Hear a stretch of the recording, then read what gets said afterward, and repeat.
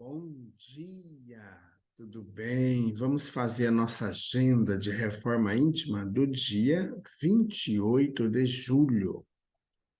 Reflexão e vivência em torno do Evangelho. Porque nada há oculto que não venha a tornar-se manifesto, nada secreto que não venha a ser conhecido e a fazer-se público. Lucas 8:17. Meta do mês: desenvolver a justiça e combater a injustiça. Da ideia superior de justiça dimanam, portanto, a igualdade, a solidariedade e responsabilidade dos seres. Leon Denis, no livro Depois da Morte. Meta do dia: desenvolver a justiça. Ao cometer algum erro, procure corrigi-lo imediatamente. Sugestão para sua prece diária: prece rogando a Deus indulgência com os defeitos do próximo. Elevemos os nossos pensamentos, os nossos sentimentos a Jesus. Amado Mestre Jesus, nós queremos nesse instante colocar-nos em tuas mãos. Que consigamos, Jesus, trabalhar no nosso íntimo, a nossa modificação, para que consigamos, Jesus, perdoar os defeitos alheios, para que também sejamos perdoados no nosso dia a dia. Auxilia-nos, Jesus, a ver o que é bom no outro. Graças a Deus, que Deus seja louvado. Meus amigos, nós estamos aproximando os dias dos nossos cursos. No final de semana que vem, já estaremos iniciando o nosso curso Conheça o Espiritismo. Na descrição do nosso vídeo, nós temos o link para a inscrição no curso. A inscrição e o curso são gratuitos, então venha participar conosco, faça sua programação.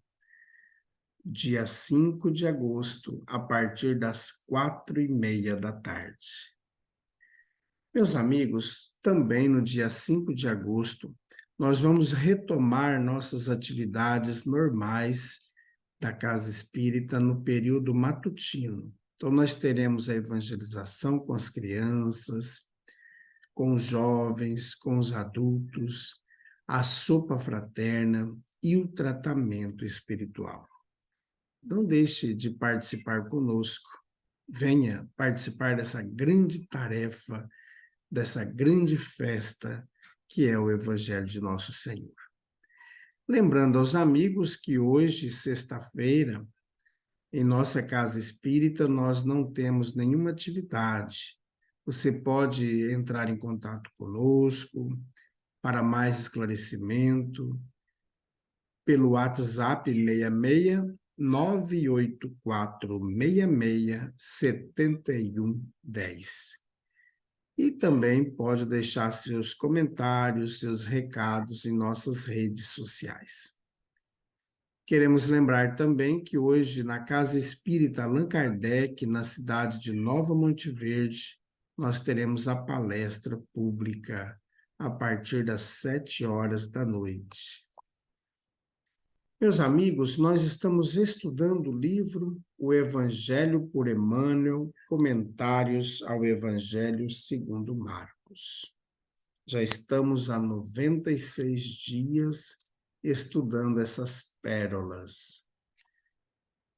Vestem-se de púrpura e, trançando uma coroa de espinhos, colocam ao redor nele.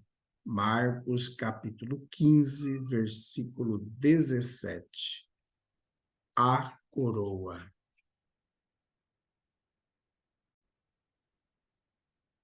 quase incrível o grau de invigilância da maioria dos discípulos do Evangelho na atualidade, ansiosos pela coroa dos triunfos mundanos.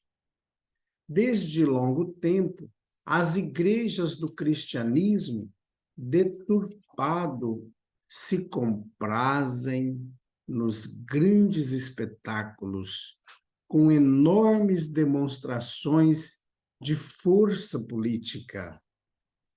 E forçoso é reconhecer que grande número das agremiações espiritistas cristãs, ainda tão recentes no mundo, tendem às mesmas inclinações. Individualmente, os prosélitos pretendem o bem-estar, o caminho sem obstáculos, as considerações honrosas do mundo, o respeito de todos, o fiel reconhecimento dos elevados princípios que esposaram na vida por parte dos estranhos. Quando essa bagagem de facilidades não os bafeja no serviço edificante, sentem-se perseguidos, contrariados, desditosos. Mas e o Cristo? Não bastaria o quadro da coroa de espinhos para atenuar-nos a inquietação?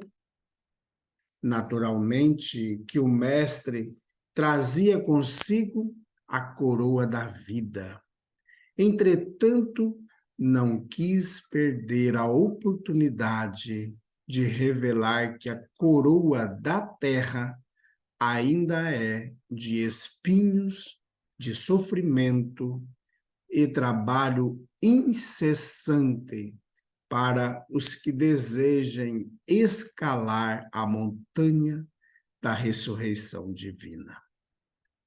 Ao tempo em que o Senhor inaugurou a boa nova entre os homens, os romanos coroavam-se de rosas, mas, legando-nos a sublime lição, Jesus dava-nos a entender que seus discípulos fiéis deveriam contar com distintivos de outra natureza. Comunicação de Emmanuel, publicada na obra Caminho, Verdade e Vida, da editora FEB, capítulo 96. Meus amigos, nós estamos caminhando aí para o final das nossas mensagens de Emmanuel referente ao Evangelho de Marcos. E aqui, nesta mensagem, o Emmanuel nos dá uns puxão de orelha bem dolorido. Quantas vezes nós passamos por diversas situações querendo ser louvado, querendo ser elogiado, ser reconhecido em praça pública. E a gente vê, com o passar do tempo, que muitos agrupamentos religiosos se corromperam dentro da estrutura cristã. E o Emmanuel nos traz um alerta muito grande que muitas casas espíritas estão indo pelo mesmo caminho. Estão se coligando com as forças políticas, desvirtuando. E aí a gente percebe que é preciso nós revermos nossas condutas cristãs. Isso não impede que a gente esteja nos meios políticos, mas nunca trazer o meio político para dentro da casa espírita, porque aí a gente deturpa o Evangelho. E o Evangelho de Nosso Senhor nos chama à grande reforma íntima. Eu não sei se os amigos lembram, mas lá no Evangelho segundo o Espiritismo, no primeiro capítulo, eu sempre gosto de chamar a atenção, no primeiro capítulo, na instrução dos Espíritos, quando nós temos a comunicação de Fénelon, ele nos chama a atenção, no item 10, então lá no Evangelho segundo o Espiritismo, o Fénelon nos diz que a grande cruzada que nós temos hoje é conosco mesmo. Não é mais com o outro, é conosco. Então a gente tem que descobrir o que nós temos que fazer para a nossa transformação. E nós muitas vezes somos invigilantes. E a gente quer viver uma dicotomia. Na igreja, na casa espírita, eu sou sou um servo bom. Mas quando eu estou no meu trabalho, quando eu estou fora de lá, aí a gente começa a mostrar as nossas garrinhas. A gente começa a agredir o outro. Então, o Fénelon nos diz assim, ó, a nova cruzada começou. Apóstolos da paz universal e não de uma guerra. Então, essa cruzada é a transformação de nosso ser, é a modificação íntima, é fazer aquilo que Santo Agostinho nos diz na resposta à pergunta 919 de O Livro dos Espíritos. Fazei o que eu fazia quando vivia aí na Terra. Ao chegar ao fim do dia, eu avaliava minha conduta e, ao perceber que a minha fala, as minhas atitudes trouxeram sofrimento, mágoas e ressentimentos, na primeira oportunidade do dia seguinte, ia reparar o mal feito. Então, a coroa do Cristo, que hoje nós vamos colocar em nossa cabeça, é da reforma íntima, é do sofrimento, é da reparação. Essa é a coroa. Nós não vamos ficar aí querendo louros para nós. Enquanto os romanos colocavam coroas de rosas, de flores nas suas cabeças, na do Cristo era colocado os espinhos. E aí, o que nós vamos fazer? A gente prefere que Jesus continue preso na cruz? Porque às vezes é mais cômodo ele ficar lá na cruz. Porque quando Jesus está fora da cruz, ele faz grandes transformações. Ele mexe com a gente. Por isso que muitas vezes nós preferimos que ele continue preso, pregado na cruz. Porque Jesus saindo de lá, ele nos incomoda. Ele nos provoca a modificação. Quando a gente estuda o livro Boa Nova, de Chico Xavier, ou Jesus no Lar, nós vamos ver as grandes transformações que Jesus causava na vida das pessoas que estavam com ele.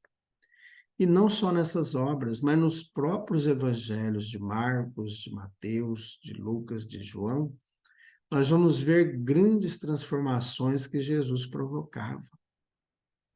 E quem eram os discípulos de Jesus? Todos aqueles que faziam a vontade do Pai. Então, meus amigos, esse é o grande chamamento hoje nessa mensagem para nós. Claro que eu sempre digo que é um ponto de vista meu, citando algumas obras para embasar, mas você, ao ouvir a mensagem, pode ter outros pontos de vista, que é natural. E você pode até fazer seus comentários para enriquecer mais ainda a nossa proposta aqui do Evangelho de Cristo. Meus amigos, vamos fazer prece, vamos buscar a vigilância cada dia para que a gente siga o Evangelho de Jesus na sua integridade. Elevemos os nossos pensamentos, os nossos sentimentos a Jesus. Amado Mestre Jesus, neste instante nós queremos orar por todos os nossos irmãos que se encontram doentes, aqueles que estão nos leitos hospitalares, que estão acamados em suas residências, aqueles outros que estão esperando oportunidades de reajuste. Amado Mestre Jesus, fica conosco, graças a Deus, que Deus seja louvado. Tenhamos todos um bom dia, fiquemos em paz.